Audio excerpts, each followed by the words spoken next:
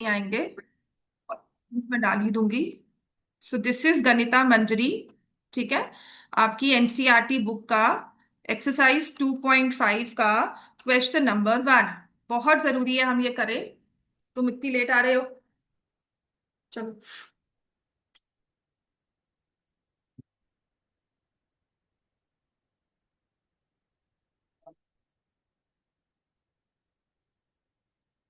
चलो बच्चों, रीड करो क्वेश्चन नंबर 1। है बुक सबके पास? नहीं मिली बुक अब तक?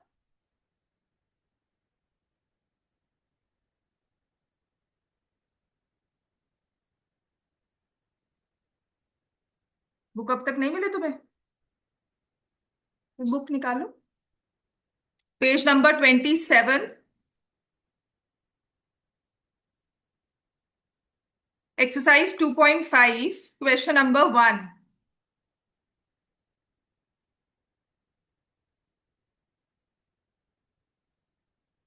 ये क्वेश्चन पेपर में आपको आएगा ही आएगा। A leading platform charges a monthly fee, additional cost per digital learning module accessed.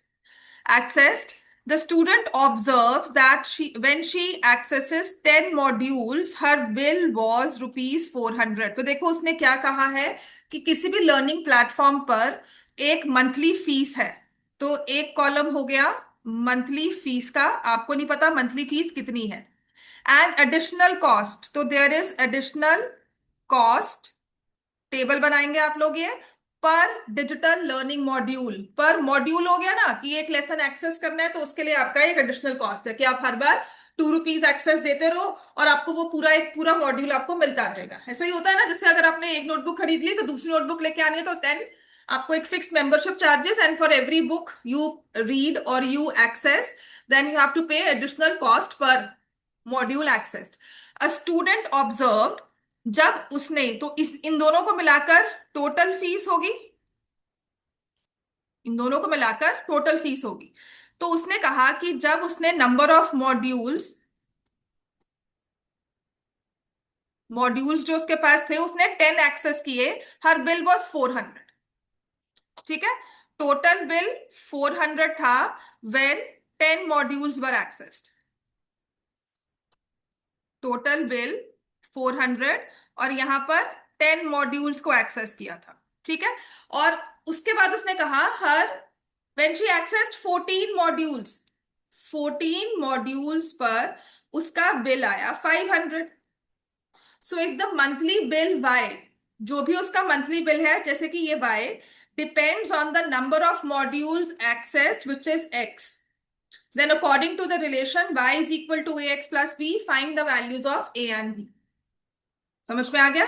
तो आपने इसमें y is equal to a x plus b के अकॉर्डिंगली सॉल्व करना है। y इज द फीस, तो y इस केस में आपके लिए हो गया 400 और x हो गया आपके लिए 10 मॉड्यूल्स, तो a इंटू 10 प्लस बी।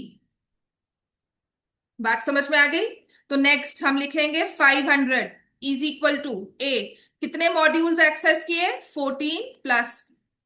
उसने आपको बता दिया टोटल फीस y है जो कि है 400। वो कैसे बनी होगी?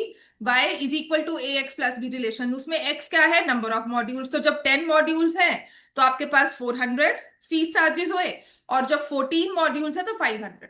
अच्छा, आप a और b की वैल्यू तो निकाल ही लोगे, लेकिन वो a और b शो क्या करता है? ठीक है, पहले हम a एंड b की वैल्यू निकालते हैं। तो इसमें आप लिखोगे total fees is rupees y, number of modules is x. So fees is rupees 400 at 10 modules. Fees is rupees 500 at 14 modules। और रिलेशनशिप आपको दिया हुआ है y is equal to a x plus b. थोड़ा सा लिखने का भी हो जाएगा ना, आपको दिया सब कुछ हुआ है, आपने अपने हिसाब से इसे कैटेगराइज कर लिया and then will look at the right answer. अब आपको सॉल्व करना तो आता ही बच्चों।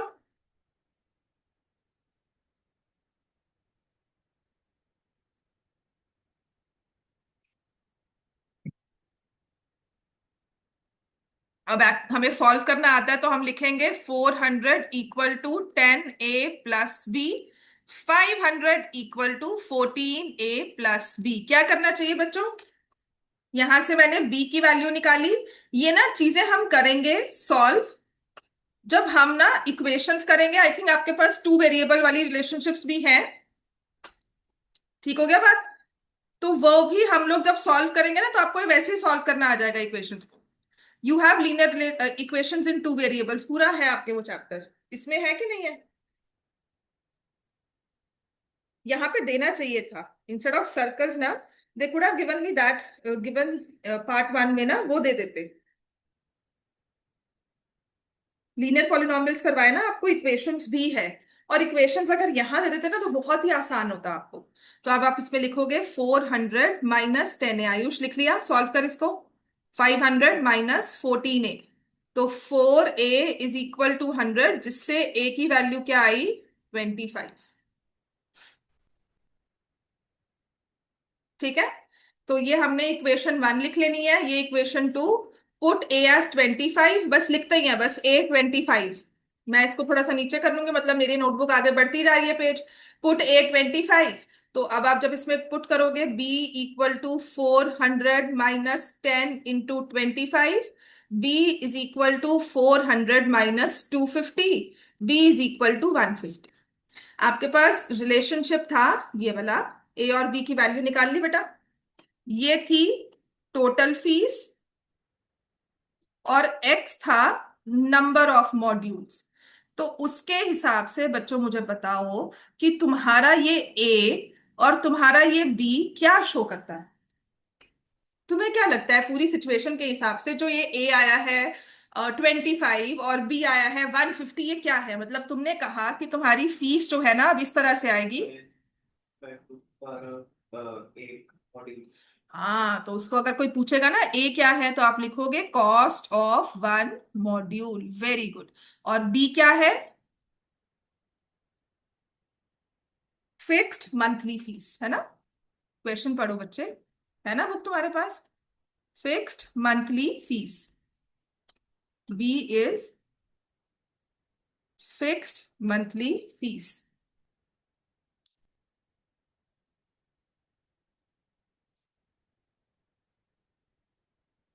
समझ में आ गया बेटा सबको? ठीक है ना? तो ऐसे वाले क्वेश्चंस आप मान सकते हो एक पेपर में हमें आएगा ही आएगा, आपको एज केस स्टडी भी आ सकता है। ठीक है, क्वेश्चन नंबर टू ऐसे ही करेंगे। लिख लिया सबने ये वाला? ठीक है। तो क्वेश्चन नंबर टू लेकर आओ आप स्क्रीन पर।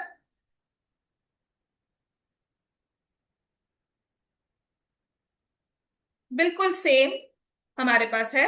Should I raise the? पूरा रेज कर दो इसको, किसी को चाहिए तो नहीं? लिख लिया सबने? वेरी।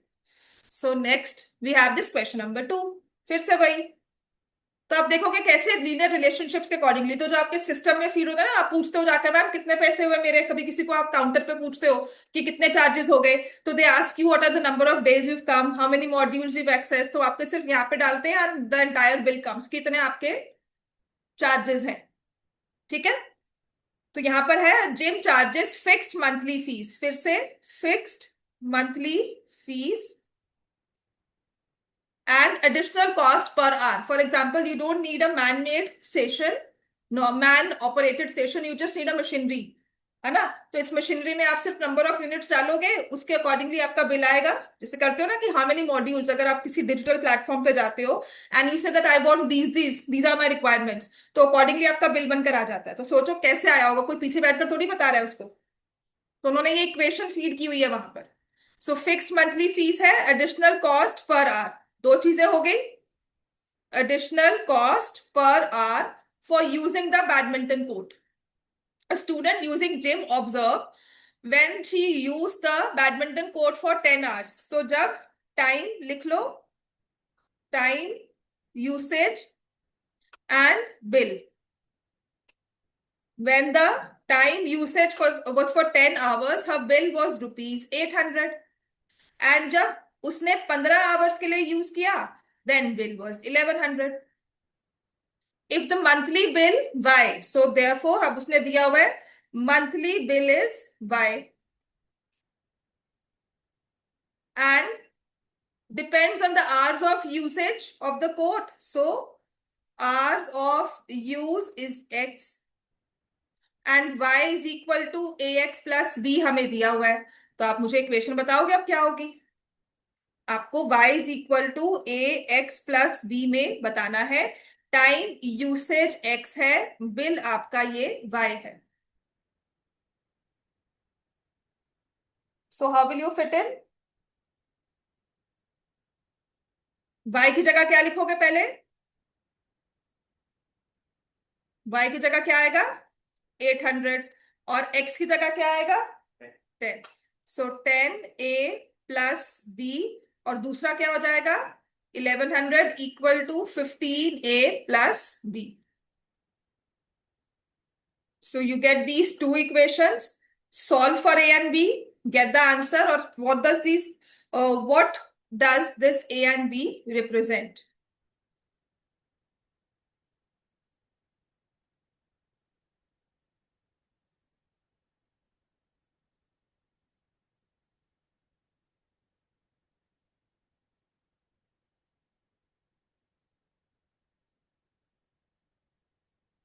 सॉल्व करो बच्चों इसको।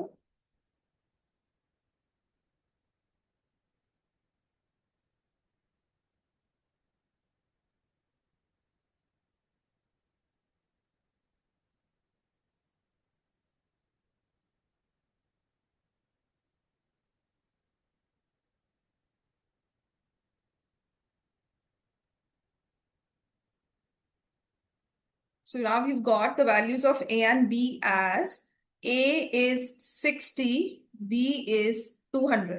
So what does this A means? What does this B means? A means 60 and B means 200. But what is the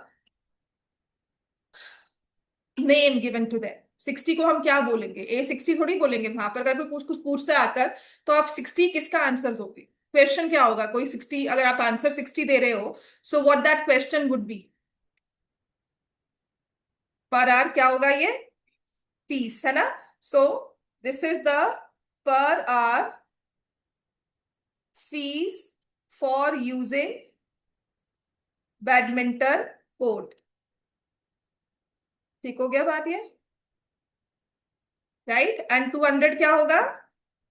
fixed monthly fees.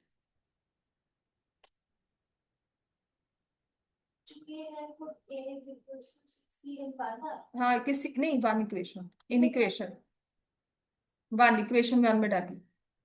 ठीक है, समझ में आ गया सबको ये? किसी को डाउट्स है? थर्ड वन खुद करोगे आप? थर्ड वाला पार्ट तब तक खुद करो सारे। चलो बच्चों स्टार्ट कर दो, तुम भी पढ़ो। Consider the relationship between temperature measured in degree Celsius and degree Fahrenheit which is given by degree Celsius is A into degree Fahrenheit plus B. Find A and B. Given that ice melts at 0 degree Celsius and 32 degrees Fahrenheit. Science के बच्चे हो भाई सब। Water boils at 100 degree Celsius and 212 degree Fahrenheit. तो ये हमें relationship दिया हुआ है, इसके अकॉर्डिंगली हमें कहा है ए और बी की वैल्यू निकालो। वेरी पॉपुलर केस स्टडी ये हुआ करती थी आपके हर एक एग्जाम में, किसी ना किसी पेपर में तो आती ही थी ये।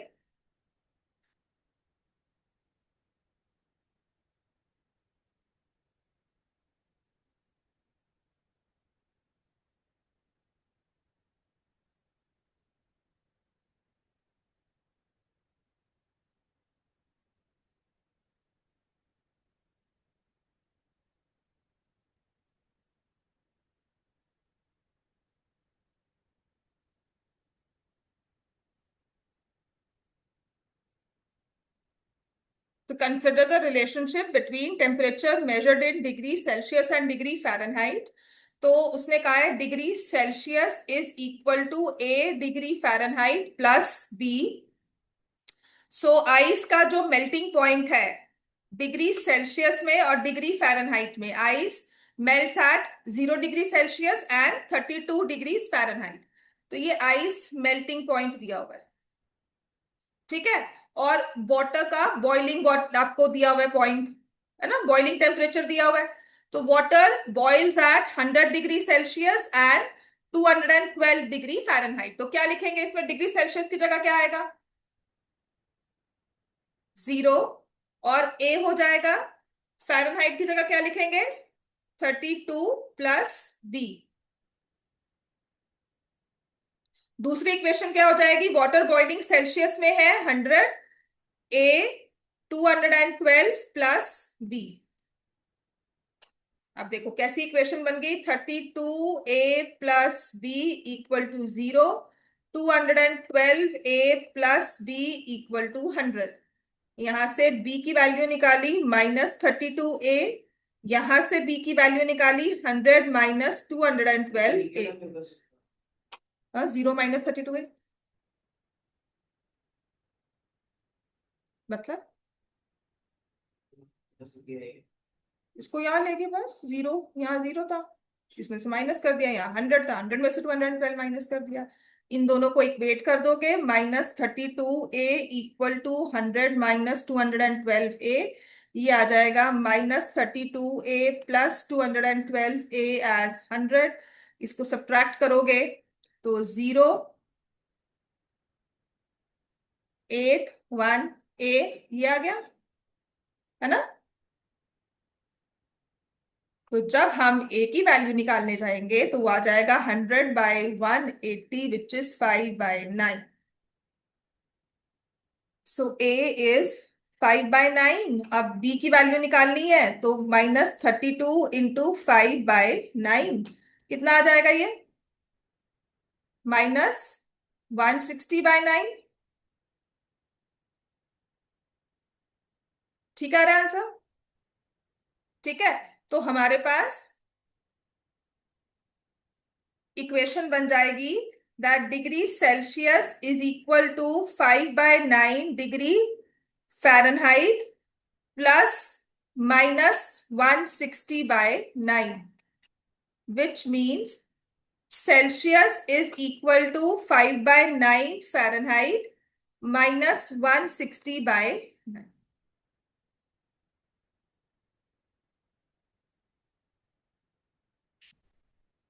समझ में आ गया, इतने 3 क्वेश्चन समझ में आ गए बेटा सबको, किसी को कोई मुश्किल है यहां तक कुछ समझने में। अब निकालना है आपको अपने ग्राफ पेपर, ठीक है। ग्राफ पेपर, पेंसिल स्केल बहुत जरूरी था सबको लेकर आना आज। पेंसिल स्केल तो लाओ, निकालो बच्चों।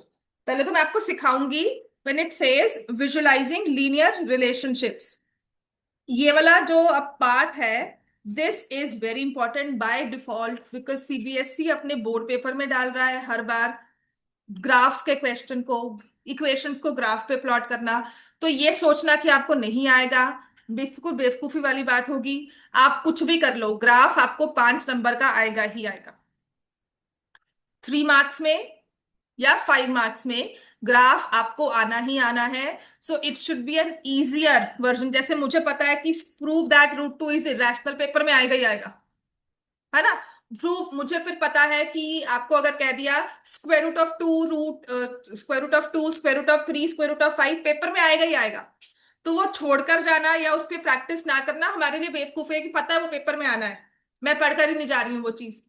राइट, ऐसे ही ग्राफ का क्वेश्चन पेपर में आना ही चाहिए, आएगा ही आएगा आपके टर्म पेपर्स में, बिकॉज नाइन्थ तो फिर भी ये छोटे लेवल पे, मतलब हम लोग स्कूल लेवल पे मैनेज करते हैं। 10th is when we actual go for boards, और बोर्ड्स में पता है कि पेपर में आ ही रहा है क्वेश्चन को। तो उसने कहा है कि अभी जैसे हमने सारी लीनियर रिलेशनशिप्स बनाई थी ना, y is equal to ax plus b की फॉर्म में, इसको हम विजुलाइज करेंगे। विजुलाइज का मतलब है कि हम इसकी पिक्चर बनाएंगे। ये तो इक्वेशन है, y क्या हुआ, x क्या हुआ, a क्या हुआ, b क्या हुआ।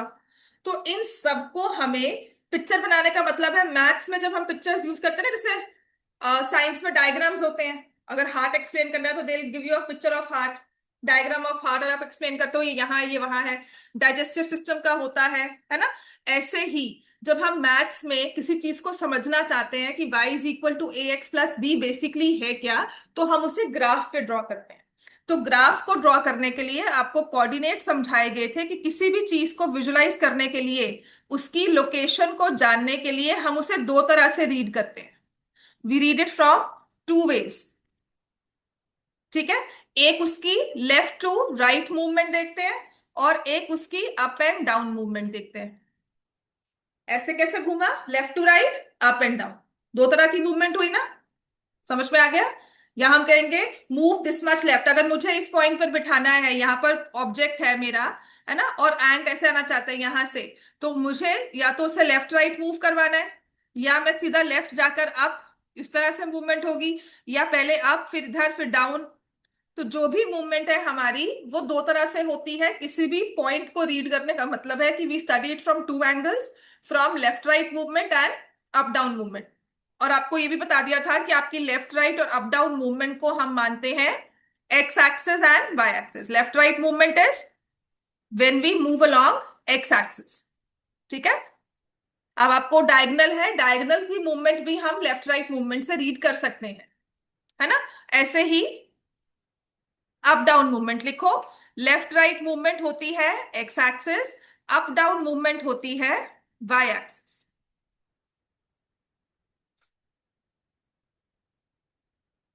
ठीक है। This is y, this is y dash, this is x, और ये एक्स डैश है, और जो स्टार्टिंग पॉइंट होता है वो होता है ओरिजिन। तो जो तुम्हारा ये y equal to a x plus b बनकर आया था ना, आप इसको पॉलिनोमियल्स में लीनियर इक्वेशंस ले लो, क्वाड्रेटिक पॉलिनोमियल्स लो, क्यूबिक लो, इन सब में रिलेशन यही बनकर आता है, y is equal to a x plus b. बात समझ में आ गई। तो y इसमें क्या शो करता है, आपका y एक्सिस, और x इसमें क्या शो करता है, x एक्सिस। अब मैंने क्या कहा है, y एक्सिस शो करता है, इसका मतलब it shows points on y axis. लिख लो, in this equation y is equal to a x plus b, y will show points on y axis, x will show points on x axis. y के points है, x के points है, मतलब x पे जो numbers है वो x के साथ शो किए, y पे जो नंबर है वो y के साथ शो किए। तो एक बेसिक सी इक्वेशन हमने ग्राफ पे प्लॉट करनी है। कौन सी वाली, मेरे को सबसे अच्छी सी दी हुई है उसने, y is equal to 2x+1। तो अपने आप से पूछो, क्या हो अगर x 0 है ना। x का हमें पता सबसे बड़ा अच्छा दिख रहा है, x 0 है, sorry. So if x is 0, what can you say about y। अगर x यहां पर इस रिलेशनशिप के अकॉर्डिंगली x 0 है, तो y कितना होगा, y कितना होगा 1। x की वैल्यू 0 पुट करो, b कैसे, जीरो होएगा, two eight two zero zero plus, यहाँ पे क्या है b की जगह 1, है ना। तो y will be equal to 1। अच्छा, अब मुझे x से आगे बढ़ना है, तो 0.1, 0.2, तो मेरे लिए सबसे अच्छा नंबर 1 ही होगा ना। तो what if x is 1, y कितना हो जाएगा, 3 हो जाएगा। What if x is -1, x-1 है तो पुट करो बेटा, ये लिखा करो साथ साथ, वहां लिखने के नंबर मिलेंगे ये। ओरली अगर नहीं समझ में आ रहा तो लिखो, 2 × -1 + 1। आश्वी तुम भी, -2 + 1, y is equal to -1।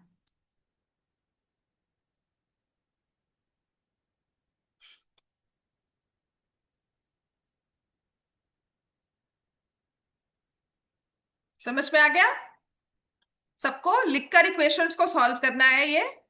Put x as 0, put x as 1, put x as -1। अच्छा, मैंने कहा था ये तो पॉइंट्स है y एक्सिस के, और ये पॉइंट्स है x एक्सिस के, ठीक है ना। तो अब एक जगह से तुम कह रहे हो x 1 है, y कितना है, बोलो।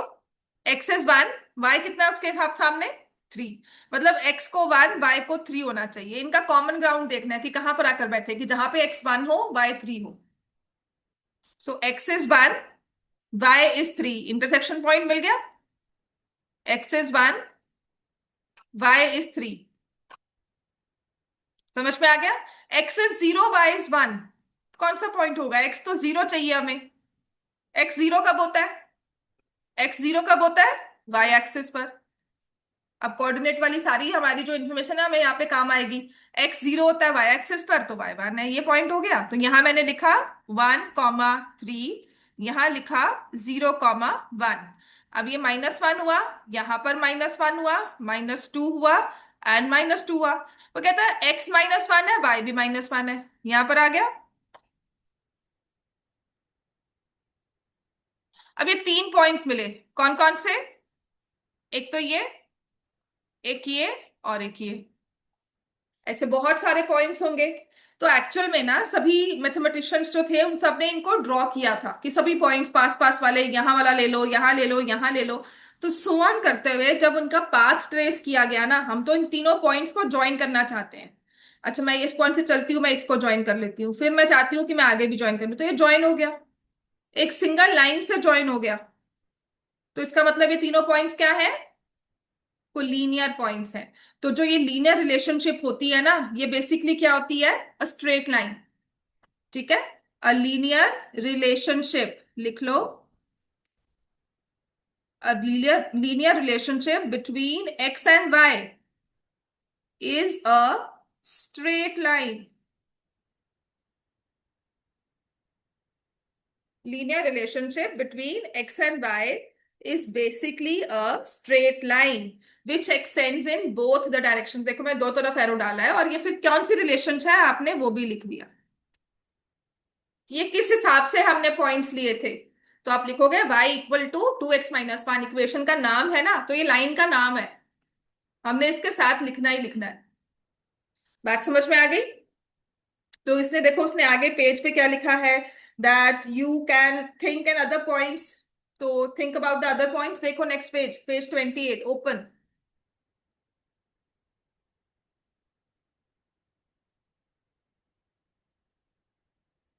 ठीक है,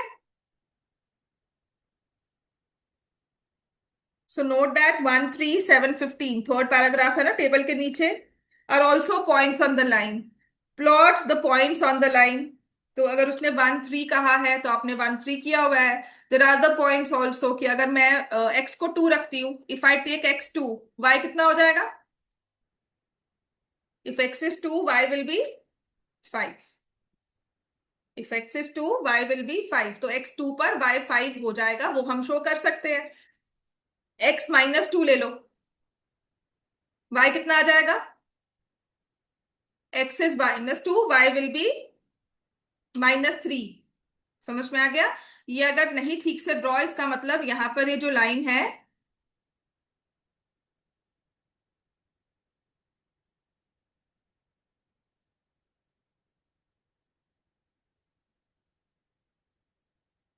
ये स्ट्रेट नहीं आई हुई।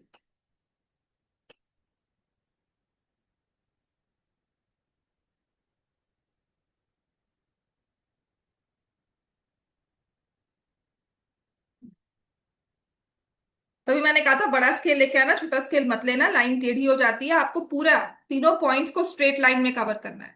ठीक है, तो अगर हम y को -2 पुट करते हैं, x को -2 पुट करते हैं, y -3 हो जाएगा। So there are many points on this line. ठीक है, तो लिखोगे there are infinitely many points on a line. एक लाइन पे कितने पॉइंट्स होते हैं? बहुत सारे। ठीक है, there are infinitely many points. अच्छा, ये पॉइंट्स निकाले कहां से थे? ऐसे ही मैंने कुछ भी डाल दिया था? कहां से निकाले थे पॉइंट्स ये? कोई रूल फॉलो किया होगा? क्या रूल था? क्या रूल हो सकता है, क्या लगता है आपको? किस रूल के अकॉर्डिंगली पॉइंट्स निकाले थे? That rule is the equation थी ना ये। मैंने कहा एक्स ये डालो, वाई ये निकलेगा, है ना? तो इस लाइन पर कौन से पॉइंट्स आए जिस इक्वेशन के हिसाब से? ठीक होगी बात? ये लाइन पर हमने ये वाला पॉइंट मार्क किया, ये वाला पॉइंट मार्क किया, ये पॉइंट मार्क किया, ये पॉइंट, कुछ तो लॉजिक फॉलो किया था ना। And that what logic was this equation. तो इसका मतलब इस इक्वेशन से ये सारे पॉइंट्स निकलेंगे, है ना? क्या इसका काउंटर ट्रू है कि कल मैं यहां पर आपको रैंडमली ये वाला पॉइंट बताती हूँ, इस लाइन पर लाई करता है, तो क्या वो इक्वेशन में पूरा सही बैठेगा? ठीक है, बैठना चाहिए कि नहीं? मैंने कहा इस इक्वेशन में नंबर डालो, जो पॉइंट्स आते हैं वो इस लाइन के पॉइंट्स हैं। ठीक है, कल मैं कह रही हूं कि मैंने रैंडमली लाइन में से ना ये वाला पॉइंट पिक कर लिया, ठीक है। तो अगर मैं ये वाला पॉइंट पिक कर रही हूं तो क्या वो इस इक्वेशन पे आएगा? आना चाहिए। तो इसका मतलब the points on the line, third one लिखो, the points on the line are solutions for its equation. Solution values for its equation, उसी लाइन की इक्वेशन का सॉल्यूशन होता है वो पॉइंट। बात समझ में आई? अच्छा, अगर मैं कह रही हूं कि ये पॉइंट, इस पॉइंट पर ना एक, इस लाइन पर एक पॉइंट ऐसा लाई करता है जो कि है 7,15, है ना? 7,15 लाइज ऑन दिस लाइन। तो इसे वेरीफाई कैसे करेंगे? वेरीफाई करना है आपको। तो आप वेरीफाई कैसे करोगे?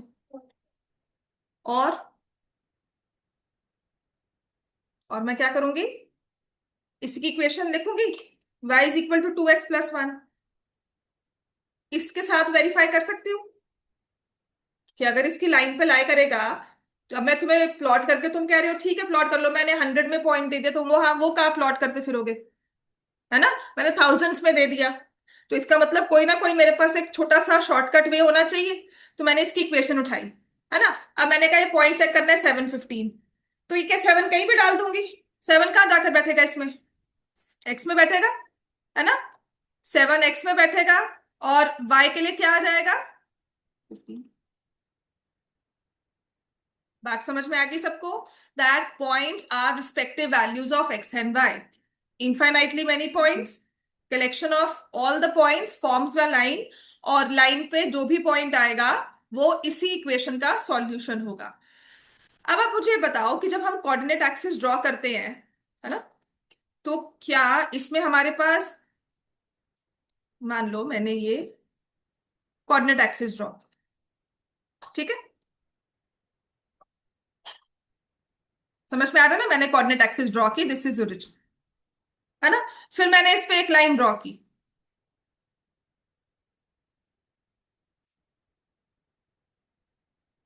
कुछ ऐसे, जो इस लाइन पर पॉइंट्स आते हैं, क्या कोऑर्डिनेट एक्सिस में वही पॉइंट्स हैं कि इसके अलावा भी और पॉइंट्स लाई करते हैं? मेरी बात समझे आप? कि इस लाइन पे पॉइंट्स आए, मैं कह रही हूं कि जो इस लाइन पे पॉइंट्स आते हैं वही इस पूरे कोऑर्डिनेट एक्सिस में है, वही सारे पॉइंट्स हैं, इसके अलावा कोई और पॉइंट एग्जिस्ट नहीं करता। ऐसा होता है?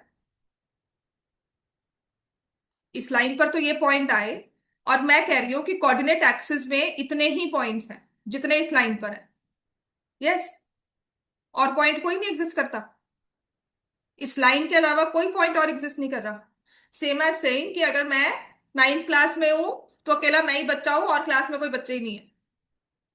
या अगर मेरे क्लास में 50 बच्चे हैं तो 50 बच्चे 9th में है, लुधियाना में बच्चे ही नहीं है और 9th क्लास के। या फिर अगर if I am talking about Ludhiana के 9th क्लास के बच्चे, तो सिर्फ लुधियाना में ही है, पंजाब में कोई नहीं है। बात समझ में आई? कि लाइन पर वही पॉइंट्स लाई करेंगे जो इस इक्वेशन के हिसाब से आएंगे। इसके अलावा भी हमारे पास पूरे ग्राफ में बहुत सारे पॉइंट्स हैं, हर जगह पॉइंट ही पॉइंट है। So there are infinitely many points on a coordinate axis. उनमें से कुछ एक स्पेसिफिक रिलेशनशिप फॉर्म करते हैं और एक लाइन में लग जाते हैं। समझ में आ गया? बाकी सबको हमने रैंडमली छोड़ा हुआ है, फिर उनको भी किसी ना किसी वे से रिलेट करके कोई ना कोई पैटर्न्स फॉर्म करेंगे। तो जो एक स्ट्रेट लाइन में बन जाते हैं किसी रूल के अकॉर्डिंगली, वो लाइन बन जाते हैं। बात समझ में आ गई? तो इसी पर बहुत सारे पॉइंट्स हैं। तो कल मैंने आपको कहा कि check whether 816 is a point on this line. तो जरूरी है इस पॉइंट, इस लाइन पे आना चाहिए? आयुष बताओ कि अगर 816 मैंने आपको पॉइंट दिया तो जरूरी है इस लाइन पे आना चाहिए? आप वेरीफाई करोगे तो कैसे करोगे? बाई की जगह क्या लिखोगे? 16, और 2 की जगह क्या लिखोगे? 8+1। लेफ्ट हैंड साइड में आपके क्या आ रहा है? यहाँ पर 16 है, और यहाँ पर क्या आ रहा है राइट हैंड साइड में? 17। Because they are not equal, hence this is not a point on the line. चाहे मैंने यहां लिखा है, रैंडमली पॉइंट मेंशन किया है कि 816 है, तो आप कहोगे कि नहीं, this is not a point on the line. Line भी एग्जिस्ट कर रही है, वो पॉइंट भी एग्जिस्ट करे, आपस में अलग अलग है। ठीक है? तो अब हमें यही करना है। एग्जाम्पल नंबर 12 निकालो बच्चों। बहुत जरूरी है इसमें। सब अपनी ना आलस वगैरह सब छोड़ दो, get your pencil scale, graph paper लेकर आओ, बहुत जरूरी है। अगर पेंसिल स्केल है तो यहीं पर ड्रॉ कर लो। जैसे मैंने यहाँ पर ग्रिड लाइंस रखी हुई है ना, वैसे ही आपको ग्रिड लाइंस रखनी है अपने पास हर बार। मतलब कोई भी कुछ कहे, तुम्हारे पास पूरा एक वे होना चाहिए कि तुमने ग्राफ पे फटाफट से उसे ड्रॉ कर लिया। नींद से उठ जा, अंगड़ाइयां लेनी बंद करो। हाँ,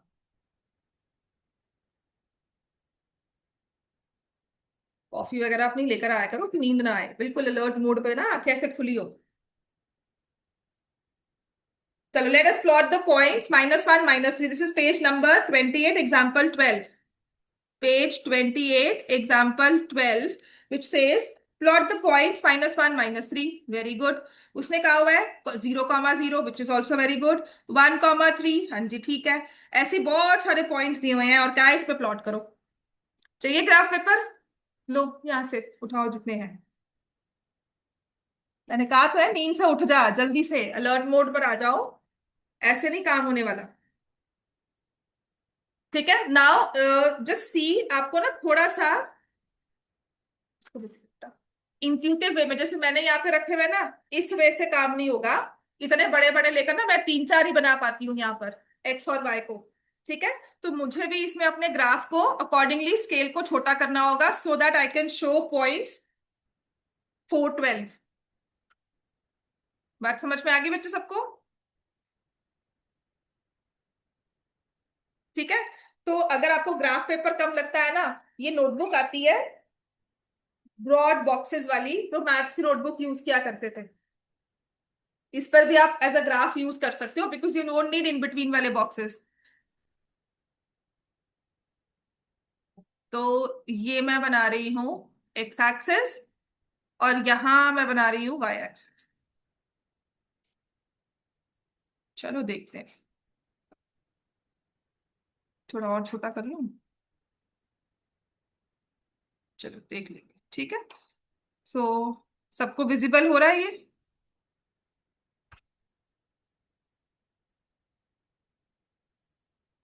सो दिस इज 0,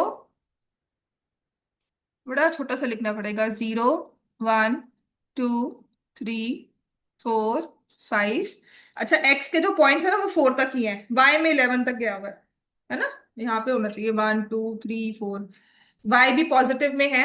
सो इतना काम कर लेते हैं, और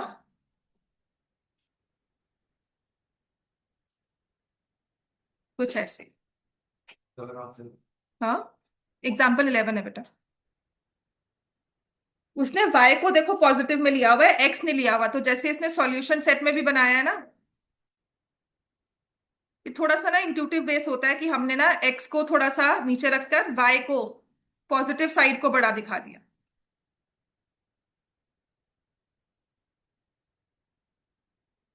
समझ में आ गया बेटा? एग्जाम्पल 11 12 है ये। तो दिस इज 0, ये 1 2 3 4 5 6 7 8 9 10, -1 -2 -3 -4 -5 -6 -7, सो ऑन। और उसके बाद हमारे पास है 1 2 3 4 5 6 7 8 9 10 11 12, ठीक है। और मुझे y में नेगेटिव चाहिए -3। अच्छा, मेरे ग्राफ में सबसे बड़ी मिस्टेक बता सकते हो क्या है, अदर देन कि मैंने एक्स एक्सिस और वाई एक्सिस मार्क नहीं किया, और यहाँ पर भी मैंने मार्क कर दिया, ओरिजिन भी दिखा दिया। अब मेरे ग्राफ में सबसे बड़ी मिस्टेक क्या है?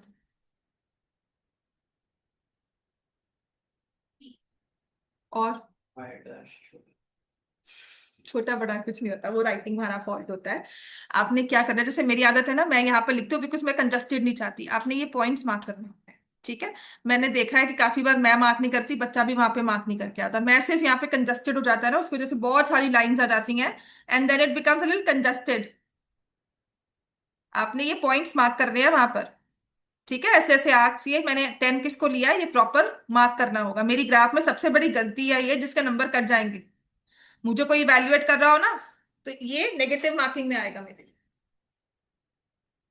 ठीक है, तो आपको -1 -3 पॉइंट को प्लॉट करना है। एक्स की वैल्यू -1, वाई की वैल्यू -3, ये पॉइंट ऐसे लिखकर, और फिर इसके साथ में इसका प्यारा सा नाम लिख देना है -1 -3। जैसे तुम्हारी पिक्चर पे ही अगर स्कूल मंगवाते ना तो कहते पीछे अपना नाम लिख कर दे दो, वो चीज है। तुमने पॉइंट बता दिया, अब तुमने अपना नाम देना है इसमें, राइट। देन यू हैव 0 0, ये रहा बड़ा अच्छा, ये वाला पॉइंट है। दिस इज 0 0, गलती की कोई गुंजाइश ही नहीं कि नहीं मैंने तो कोई और पॉइंट मार्क किया था। 1 3, सो दिस इज, हाँ, 0 0, 1 3, 3 9, 4 12।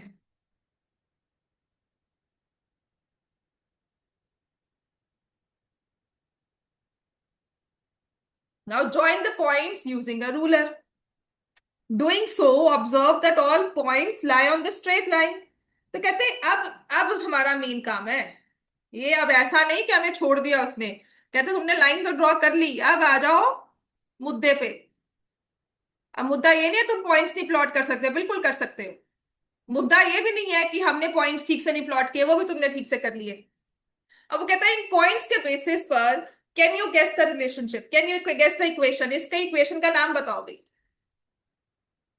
तुमने पिक्चर लगा दी किसी बच्चे की और बुला लिया टीचर को कि मैम नाम बताओ, आपको याद भी है कि नहीं है? बात समझ में आया? ठीक है, तो आपको पता है ना ये लीनियर रिलेशनशिप क्या होती है, अभी तक पढ़कर आए हो सारा। y is equal to ax + b। आपके पास इस पूरे 4 अननोन में कि कौन सी दो वैल्यूज होंगी? y एंड x की, है ना। और कौन सी वाली होंगी? जैसे मैंने x एंड y लिया, x 4 है तो y 12 है, x 3 है तो y 9 है, x 1 है तो y 3 है, x 0 है तो y भी 0 है, x -1 और -3 है। देखो इसको लग रहा है मैं गाना गा रही हूँ। समझ में आ गया? चलो पढ़ो। कितना सिंक में बोला जाता है जब हम, तो आपने कोई भी दो पॉइंट्स उठाने हैं और इक्वेशन फॉर्म करनी है।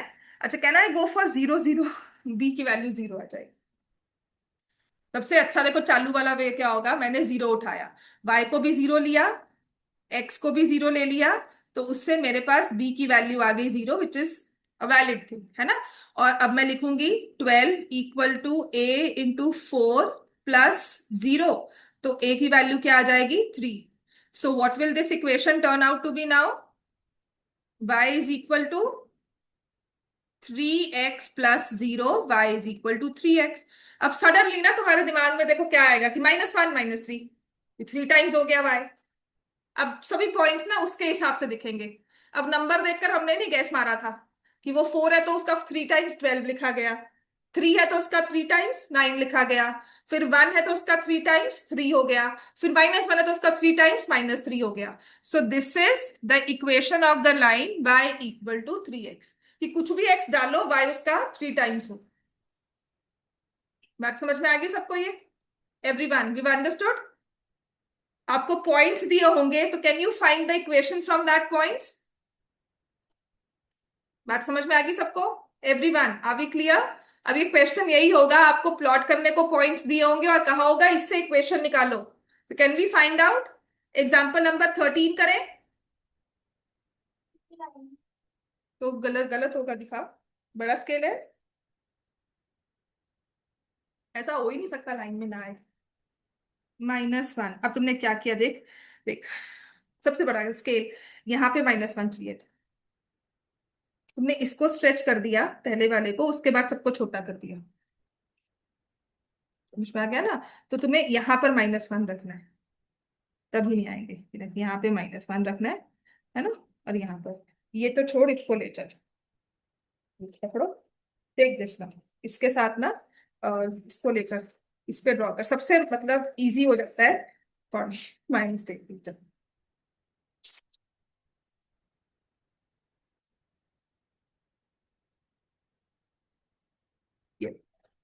इन बॉक्सेस पे पता क्यों? बिकॉज यहाँ पर ग्राफ में ना ग्रिड लाइंस बहुत सारी होती है, तो हम उसमें कंफ्यूज हो जाते हैं। इस पर ड्रॉ करना एंड एक्स एक्सिस को रिलेटिवली नीचे ले जाओ ताकि वाई पर आपका 12 तक नंबर आ जाए।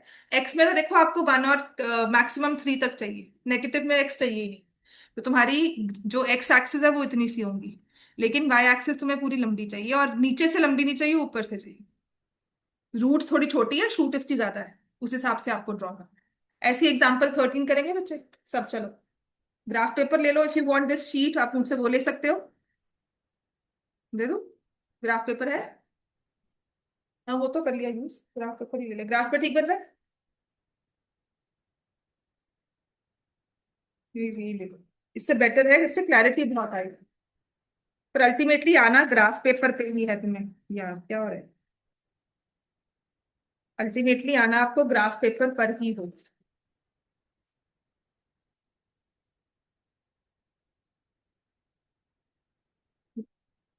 सही है।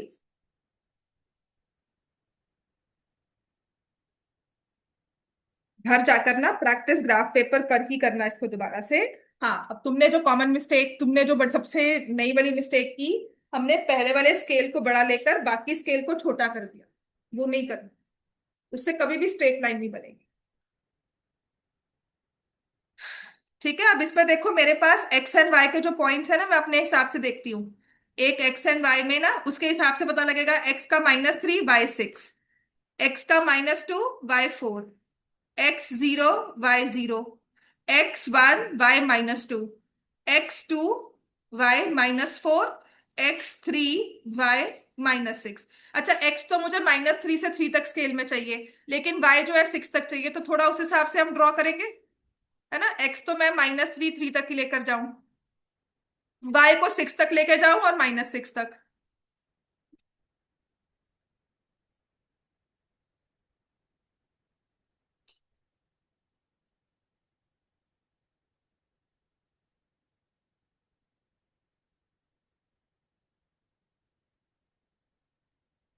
This is x dash, this is x, this is y, and this is y dash.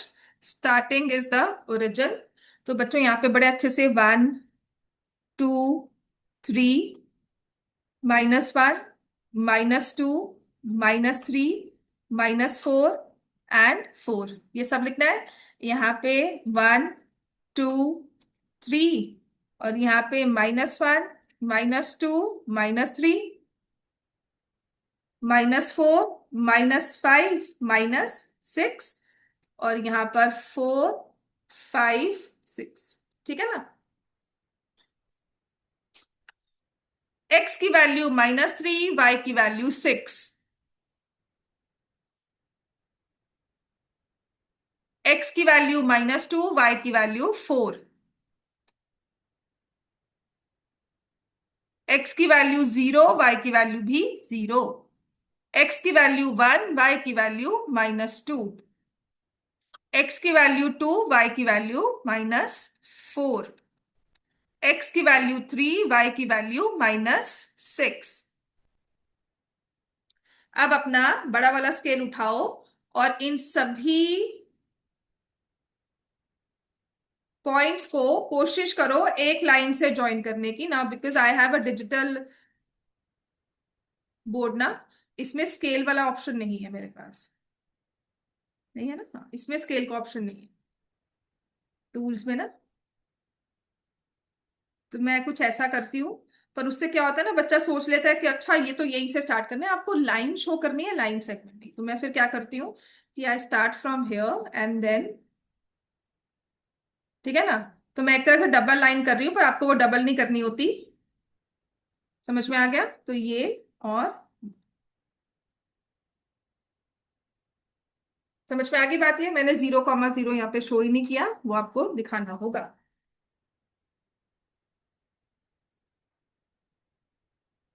So can you guess the equation. Guess नहीं मारना है, उसे कैलकुलेट ही कर लो। अच्छा, इक्वेशन की फॉर्म क्या होती है।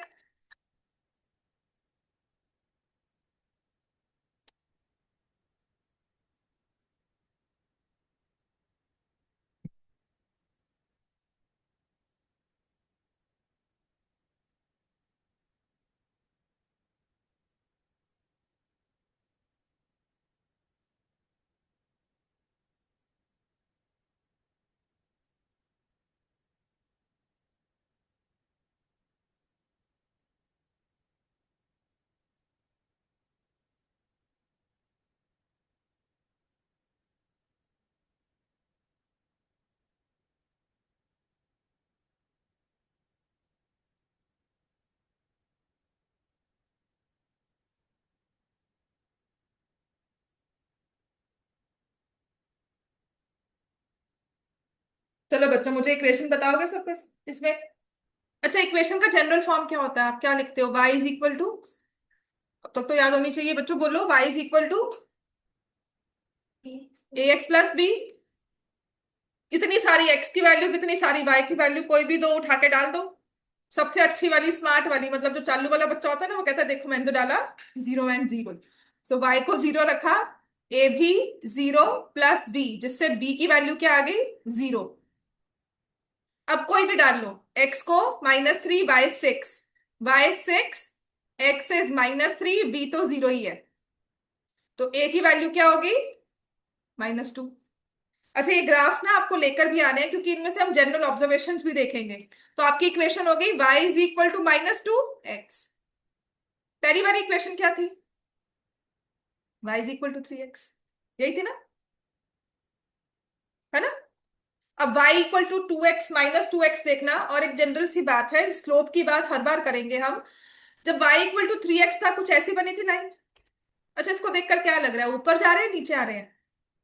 अगर मैं ऐसी लाइन ड्रॉ करती हूँ, क्या लगता है आपको? ऊपर चढ़ रहे हो, नीचे आ रहे हो? ऊपर चढ़ रहे हैं ना, हमारी ओरिएंटेशन ही हमारी लेफ्ट टू राइट राइटिंग होती है, तो अगर मैंने ऐसे ड्रॉ किया है तो ये लग रहा है ऊपर चढ़ रहे हैं। और यहाँ पे क्या लग रहा है? कि स्लाइड है, नीचे आ रहे हैं। ठीक है ना? तो because of our orientation, the way we write, इसको हम डाउन आना बोलते हैं, इसको हम अप आना बोलते हैं। तो ये जब आई थी ना, y is equal to 3x पर आई थी, x के साथ एक पॉजिटिव नंबर बैठा हुआ था, तो ये ऊपर को जा रही थी। यहां पे x के साथ एक नेगेटिव नंबर बैठा हुआ है ना, तो ये नीचे को आ रही है। बात समझ में आ गई? अब उसने ना आपको प्लॉट्स पॉइंट करने को नहीं कहा। एग्जाम्पल नंबर 14 देखो, घर से थोड़ा बहुत करके भी लाना इसको। चलो, हमें करना है एग्जाम्पल 14 नाउ। इसमें उसने आपको पॉइंट्स नहीं दिए। सबसे पहला वाला काम ही करते हैं। उसने कहा है y is equal to half x, y is equal to x, and y is equal to 2x। ये तीन इक्वेशंस हैं, इन्हें ग्राफ पे प्लॉट करना है, सेम ग्राफ पर। एक ही ग्राफ पेपर लेना है, तीन पेपर नहीं लेने। एग्जाम्पल 14 करेंगे अभी, कल तो आपका टेस्ट है, but on the next class, following class Saturday को, चैप्टर 1 और चैप्टर 2। चैप्टर 1 जितना आपने स्कूल में किया हुआ है सबने, चैप्टर 2 जितना मैंने क्लास में करवाया है, सिर्फ एनसीईआरटी और कुछ नहीं। ठीक है? थोड़े बहुत एमसीक्यूज, जितना मतलब हम लोग सोच सकते हैं कि एक थोड़ा सा ब्रेन वार्मिंग सेशन कर ले, वैसा होगा ये ब्रेन स्टॉर्मिंग सेक्शन। हाँ, ग्राफ में देख लूंगी बेटा, अगर हुआ तो, मतलब ऐसा कुछ नहीं है, घबरा कर मत आओ, रख ले। ठीक है? तो आपने अब क्या करना है इसमें? पहले वाले दो क्वेश्चंस में एक्स एंड वाई की values were given to us. X and y की वैल्यूज हमें पॉइंट्स दिए हुए थे, यहाँ पॉइंट्स नहीं दिए हुए। दिए हुए आपको पॉइंट्स, देखो सर, मैंने क्लास ऑफ नहीं किया अभी। हाँ, अरे आपको पॉइंट्स तो नहीं दिए हुए ना, आपको सिर्फ लाइन दी हुई है। y is equal to 1/2x कहा है, तो इस लाइन को ड्रॉ करने के लिए आपको क्या चाहिए होंगे? एक्स एंड वाई की वैल्यूज, एक टेबल चाहिए होगा एक्स एंड वाई का। तो अब मैं क्या करती हूँ, कोशिश करना इंटीजर वैल्यूज डाले, और वो जो ग्राफ में फिट हो सके, मतलब आई शुड नॉट टेक 50 या 100, वो वैल्यू ना लूं। ठीक है? तो मैंने एक्स की वैल्यू 0 ली, इसके हिसाब से एक्स की वैल्यू 0, यहां 0 पुट करोगे वाई कितना आ जाएगा? एक्स को 0 पुट करो, वाई कितना हो जाएगा? 1.5। Y is equal to 1.5 multiplied by 0।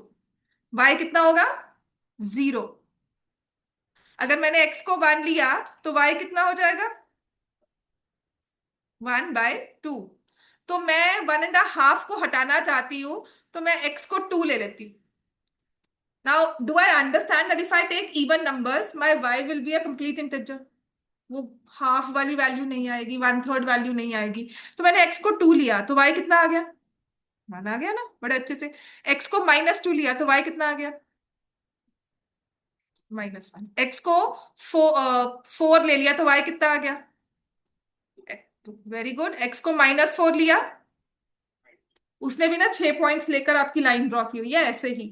वैसे तो हम मिनिमम 3 पॉइंट्स कहते हैं, बट आपने भी ऐसे 6 पॉइंट्स लेने हैं। आज का होमवर्क लिख लो, प्लस थोड़ी बहुत अपनी रिवीजन कर लेना। ठीक है? आज का होमवर्क लिख लो। एग्जाम्पल 14 ये तो करके आपको परसों तक ही लाना है, बट एग्जाम्पल 14 कम से कम हमें करके लाना है, and this should be on the same graph, not show. ठीक है ना? उसको सेम ग्राफ पे ड्रॉ करना। एंड फॉर दिस क्लास आप अपने होमवर्क में ही, जो आप अपना यहाँ क्लास में काम कर रहे हो, you're allowed to use different pens. आप black pen, red pen, green pen, different colour use करके अपने आप को शो कर सकते हो कि हर एक लाइन जो है ना वो डिफरेंट एक मैंने कलर से रिप्रेजेंट किया है, just for understanding purpose. Paper में मत करके आना, बिल्कुल नंबर नहीं मिलेंगे, ठीक है। टीचर्स अलाउ नहीं करती डिफरेंट पेन यूज करना, यहाँ पर यूज करना। और कल के बाद की क्लासेस ना हमारी बहुत इंपॉर्टेंट होने वाली है, बिकॉज इस चैप्टर के ना 5 मार्कर वाले क्वेश्चन हम करने वाले हैं। समझ में आ गया? और इसके बाद ना आपको इकट्ठी असाइनमेंट मिलेगी, और हम लोग जब स्टार्ट करेंगे, I think we'll start with algebraic identity chapter 4। समझ में आ गया इतना? तो हमारे फर्स्ट 4 चैप्टर्स इसके कंप्लीट हो जाएंगे।